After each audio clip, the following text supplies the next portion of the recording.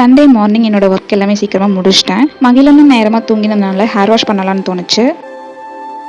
Day to day ரொட்டீனில் எப்படி என்னோட முடியை பராமரிக்கிறேன் அப்படிங்கிறத இந்த மினி விலாகில் ஷேர் பண்ணியிருக்கேன். என்னோட தாரக மந்திரம்னா எந்த ஒரு ஹேர் பேக் அப்ளை பண்ணுறதுக்கு முன்னாடியும் சரி, ஹேர் வாஷ் பண்ணுறதுக்கு முன்னாடியும் சரி, நல்ல ஹேர் ஆயில் அப்ளை பண்ணி ஒரு நல்ல மசாஜ் கொடுக்கணும். இதுக்கு நான் வீட்டிலேயே ரெடி பண்ண ஆயில் எடுத்துக்கிட்டேன். இது கூட 2 to 3 ட்ராப்ஸ் வந்து ரோஸ்மெரி எசென்ஷியல் ஆயில் ஆட் பண்ணிக்கலாம்.